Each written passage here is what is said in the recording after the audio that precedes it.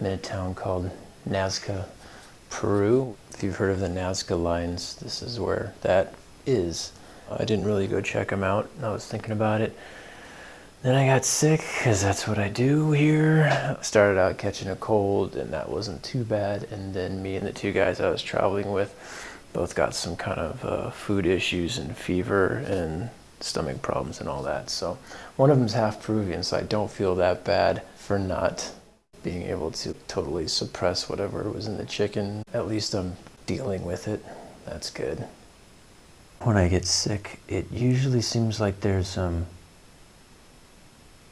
repentance that needs to take place. It seems to pull the veil back that strength and health afford me in order to hide from deeper truths or from my true self. And when I get sick, I don't have the energy to be anything or do anything except what is just there. And even thoughts can be very painful. Thoughts of what I need to do in the future, what I've done in the past, thoughts of obligation, thoughts of judgment. And so I've been sick for a couple days, and I haven't fully understood yet what the change is that needs to take place this time around, or the adjustment. But the feeling I got is that this isn't where I'm supposed to be. And mine's a powerless wandering. It doesn't feel divine. It doesn't feel like grace. It doesn't feel led. It doesn't feel inspired. Mine is just a process of elimination. Every place in the U.S. Feels wrong to me. So I'm here. I'm not a travel guru. I'm not here on a spiritual journey. I'm here because I just really don't know what else to do. So anyway, I'm gonna sit here and try to ride this out. I hope that this is the last night. Got some bread, some milk, some things that I'm really hoping aren't gonna double down on my sickness. Oranges, bananas. Of course, I had to shave. When you get sick, you gotta get rid of this, you know. I guess this will be my fourth night. The bed I sleep in, and the bed for everything else, and the table that has to go right pushed over against the thing so that the cord will reach the outlet that's right behind the bed. And of course, you can't have any square buildings in Peru. So this is actually, if you look, the bed is actually pushed all the way up against this wall snug. And then on this wall, it looks like this. So that's how out of square everything seems to be. The doors are horrible. You can't actually close this door while it's locked. You have to unlock it. And so most people lock the door and try to close it. This thing won't close. It just goes bang, bang, bang. So every day, every night, all the time, people are banging their doors into the wall because they're not used to having to turn a handle to close the door and then lock it. And of course, there's no signs to tell you how to do that.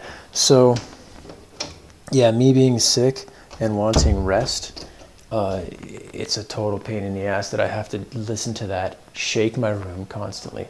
But that's the kind of stuff I deal with everywhere here. And the people that work here, they deal with that every day, day and night. Don't post signs, don't fix the doors, don't fix the locks. They just let that be their life. That's what their life is. That's what they listen to all day, all night.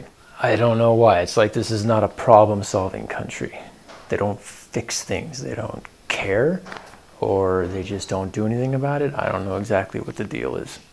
And then on top of that, they'll like clean a room, and then they will take the rags or the mop or whatever outside the room. So this is my window. So they'll stand right there or right there and just bang the mops until all the shit in the mops falls out down here and into our windows. So why bother cleaning the rooms? Why bother? So if you've got some kind of dreams about coming to Peru and seeing some amazing stuff, you can. You can see some beautiful things here. Just be ready for a culture that drives you crazy. And if it doesn't, there's something wrong with you.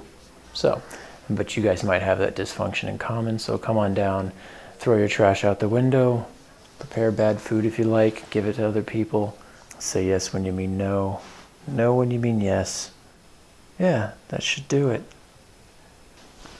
So the reason I wanted to make this video is because I spend so much time complaining while I'm here, but I don't ever really share much of that. Not as much as I would like to or should. Now I think I know my niche, which is traveling around the world and just dumping on places I don't like. Because you know what, then at least when I tell you something is beautiful or awesome or that the people are good, maybe you'll believe me instead of all these other travel whores who just are full of bullshit all the time and trying to tell you how amazing and awesome and beautiful something is. I was looking at this article by National Geographic today, and it was about this tribe in the Andes, this indigenous people who were untouched by civilization. And the picture on the front is this little girl in this little river or lagoon up to here with messy hair and a pet monkey on her head. And right away I was like, that is such garbage. That is such travel porn. That's not real. And that is not an accurate representation of those people. And then you read the article and you realize that there was a guy that actually went there and tried to help them and give them food and tools for a couple years, or a few years is what the article said, and they killed him. And they like to kill people, and there's times they kill, there's times they just got to kill somebody. But the article picture you see is a sweet little girl, cuter than all the other little girls, by the way, because the rest of these indigenous people, point being is National Geographic does something like this and they give you this image of a place or a people. It's garbage. None of it's real. They're liars. They're making money and they're also pushing an agenda, which is pretty interesting. So as somebody who has now been in Peru for about 2 months, who did 4 months in Mexico, I've been to some Western countries. Don't let anybody crap on you for being from a developed country or a Western civilization. The kind of stuff that goes on here with the pollution and the trash and the way they treat handicapped people and I guess what you'd call racism.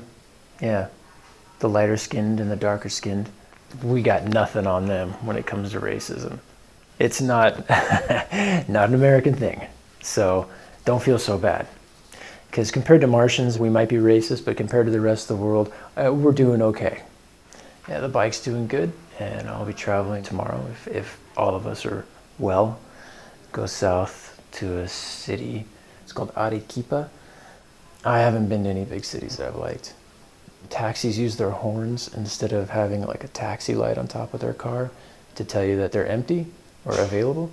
They just honk as they drive down the road. So you hear that. There's the pollution.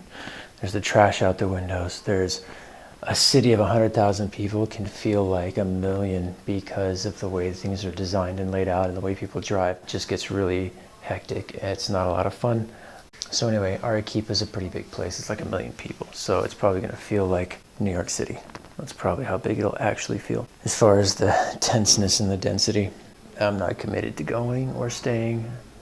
And I'm getting better and better at doing exactly what I want instead of what people tell me I want, or what Lonely Planet tells me is a good idea, or National Geographic, or any other BS magazines that are trying to sell you something, or book you a flight and a car, yeah, and a hotel. Get one of those. Oh yeah, now we're making money.